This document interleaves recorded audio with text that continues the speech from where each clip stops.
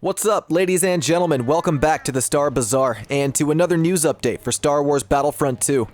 We're just a couple of days away from the next game update in Battlefront 2, and I wasn't expecting there to be some news so close to it, but here we are.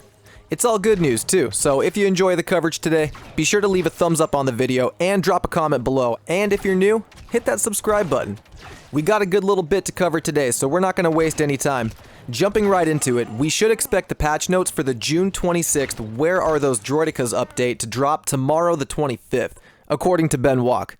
As always, these things are subject to change, but it sounds like that is the scheduled and planned release date, so we'll be looking forward to that.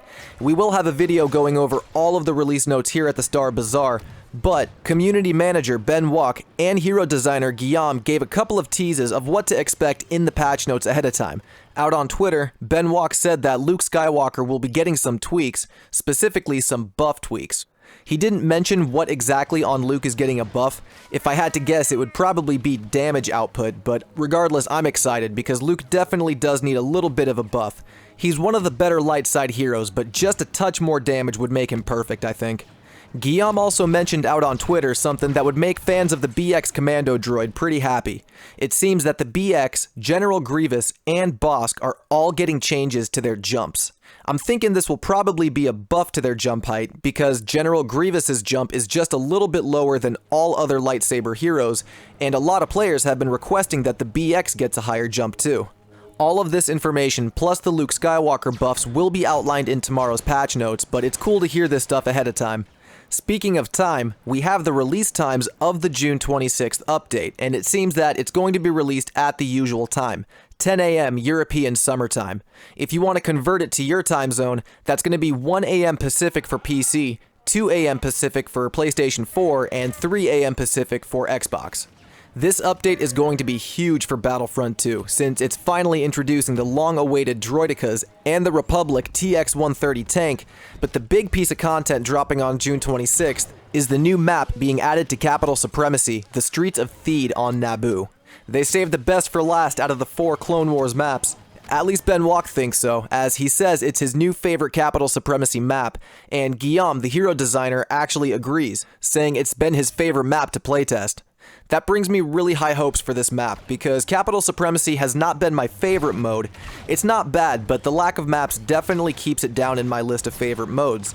But Naboo, or Theed, is my favorite map in the game, so this will definitely give some brownie points for Capital Supremacy in my book. The mode is always expanding though. We're going to be getting Felucia as a new map in the fall, according to the Battlefront 2 roadmap, and check this out. So far, Capital Supremacy has been advertised as a Clone Wars era only experience. It's meant to give you a feeling that you're in the Clone Wars, following around Anakin Skywalker and General Grievous into battle against the clones and the droids. It's very immersive, and the devs definitely nailed the feeling of the Clone Wars, but a lot of players have been feeling that the mode could be expanded upon even further by introducing it into other eras. The assets for the Rebel Alliance Mon Calamari cruisers and the Imperial Star Destroyers are already in the game, so it's not really a far-fetched idea at all. One player, Graham, went out on Twitter and asked Ben about this, asking, are there any plans at this point to bring the original trilogy to Capital Supremacy? Would be really cool to take command posts on Hoth or Yavin 4 with the Rebels or the Empire.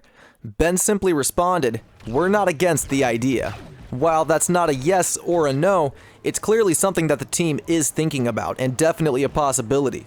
Personally, I think it's an excellent idea, but what do you think? Drop a comment below and let me know if you'd like to see Capital Supremacy in the original trilogy, and if so, what maps would you like to play it on? Mos Eisley and Hoth sound like prime candidates, but let me know your opinions below.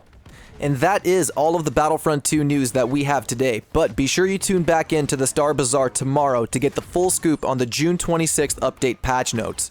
If the community transmission that we got earlier this month was any indication, the June 26th Where Are Those Droidekas update is going to be huge, so you will not want to miss all the information coming out tomorrow.